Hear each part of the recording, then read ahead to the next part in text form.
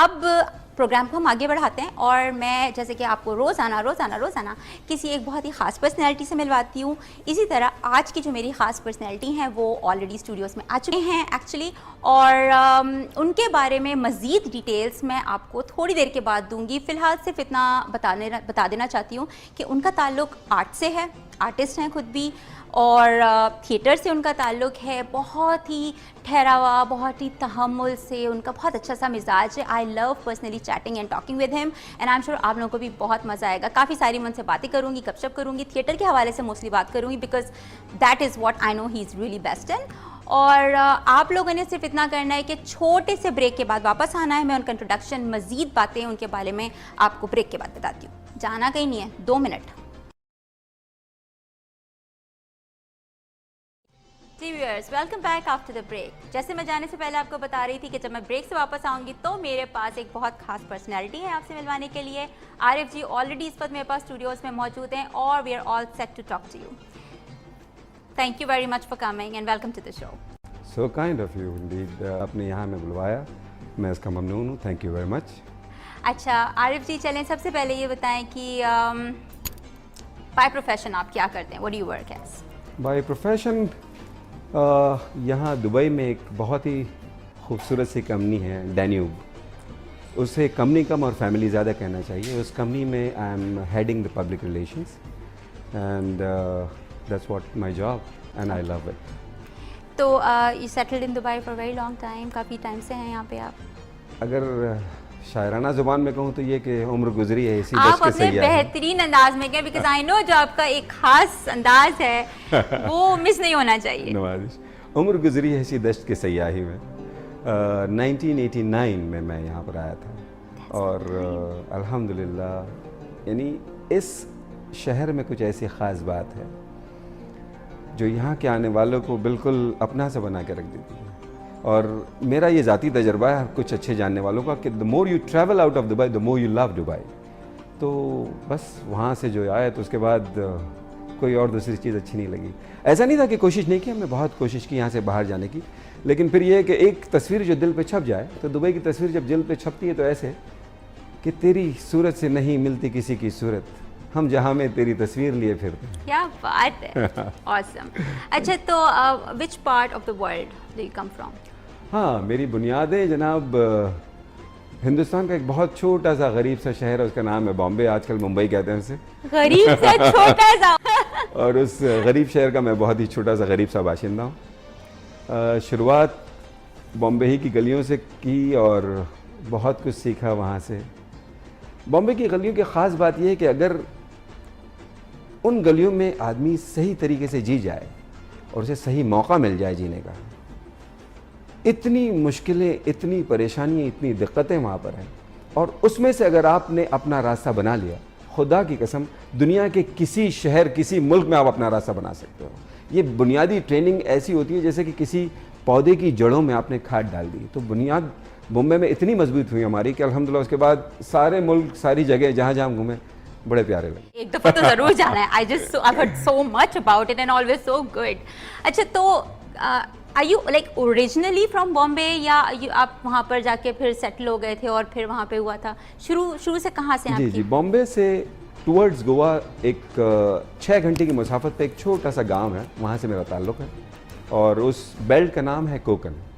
Okay. तो originally I am from Konkan, Maharashtra हमारा state है, लेकिन सारी बुनियादी तालीम, सारी चीज़ें बॉम्बे में हुई। तो इतनी जो आप इतनी सलीस और इतनी अच्छी जो आप ठेठ उर्दू बोलते हैं, ये कहाँ से सीखी? क्योंकि मुंबई वालों की जो लैंग्वेज है उसको तो मैं अच्छी तरह जानती हूँ, तो ये कहाँ से आया इतना ख़ास अंदाज? उस ख़ास अंदाज की बात ये कि थिएटर, यानी ये दोनों का जो कॉम्बिनेशन, तो वो ऐसा होता है कि फिर आप डिफरेंट स्विचेस होते हैं आपके पास में, तो आपने जो स्विच ऑन कर दिया वो ज़ुबान बोलना शुरू। ऐसा नहीं कि बॉम्बे वाले अपन नहीं बोलता वाह, वही मैं सोच रही थी ये वाला अंदाज कहाँ है आपका?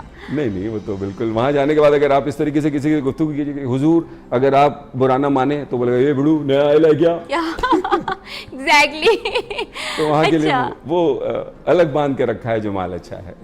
अच्छा तो आप थिएटर से भी ताल्लुक़ है आपका, आप अदाकारी से भी आपका ताल्लुक़ है, you're doing hostings as well, you're anchor as well. तो ये कहाँ से क्या शुरुआत हुई, कैसे, how did you get into this? शुरुआत में मैं जिस कॉलेज में तालीम हासिल करता था उसका नाम है साबु सिद्दीक, और साबु सिद्दीक में जो थिएटर की एक्टिविटीज़ थी उसके रूह रवां थे कादर खान साहब।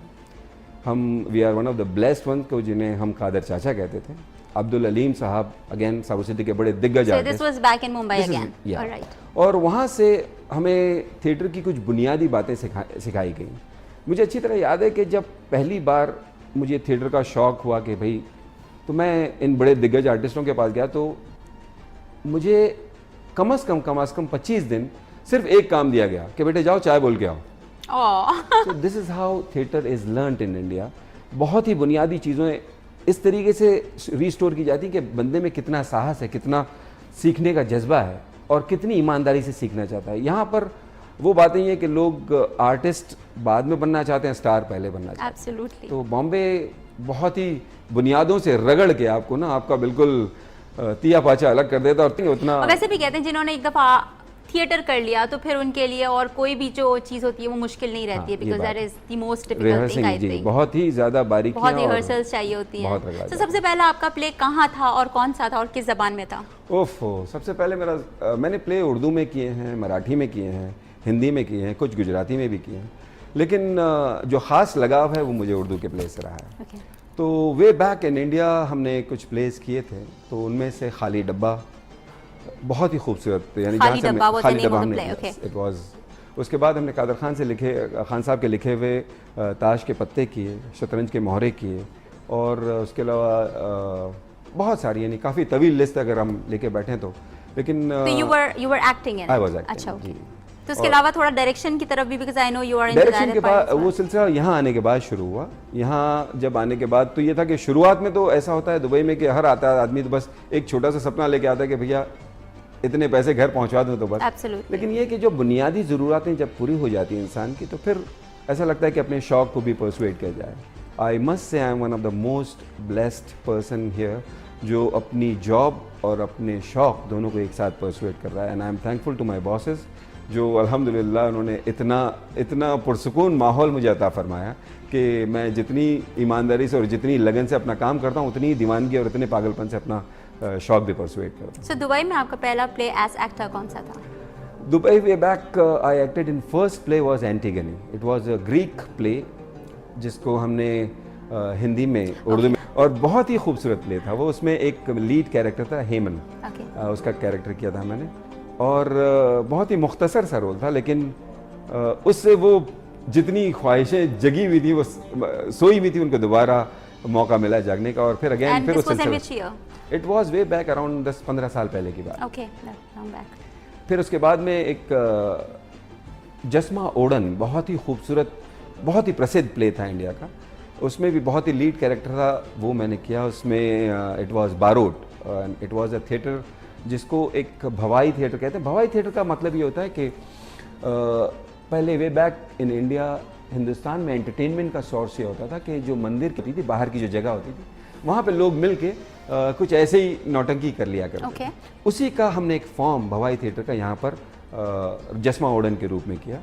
It was very beautiful. इसकी सबसे खूबसूरती ये होती है कि उसमें हर चीज़ लाइव होती है। मिसाल के तौर पे it was a very high pitch singing, जो उसके अलावा जो हमारे साजिंदे थे, जो हमारे तबला नवाज थे, हमारे हारमोनियम मास्टर थे, वो हमारे सामने बैठे थे, और everything is live, no background, no nothing, कुछ भी नहीं, हर चीज़ बिल्कुल सामने। और जितने हमारे सुनने वाले, हमारे सामईन, हमारे देखने वाले थे, उनको भी ये बात पहली बार उन्होंने ये देखा कि एक साथ एक प्लेटफॉर्म पे सारी चीज़ें एक जगह जमा थी। It was such an awesome experience. Absolutely. अच्छा, तो अभी लाइक कितने प्लेज आप दुबई में रह के कर चुके हैं तकरीबन? यहाँ पे सिर्फ थिएटर करते हैं और you are into television as well, और बड़ी स्क्रीन का कभी रुख करने का इरादा हुआ? ये एक ऐसी दीवानगी, ऐसा नहीं है कि बड़ी स्क्रीन से कोई मुखालफत है या कोई लेकिन ये कि थिएटर एक ऐसी दीवानगी है जिन लोगों से हमने सीखा है, क्यों से ये सीखा है कि मंजिल पाने के लिए जो सफ़र करते हैं, जिस तरीके से हमारी रिहर्सल्स होती हैं, जिस तरीके से हम एक एक दिन सीन को इम्प्रूव होता हुआ देखते हैं, वो अपना में इतना सेटिस्फाइंग होता है कि सारा दिन आप मुझसे जी चाहे काम करवा लो, और शाम में खाली इस बात का एक थोड़ा सा शुबा हो गया, आज शाम में रिहर्सल होनी है, so that can keep me going for hours.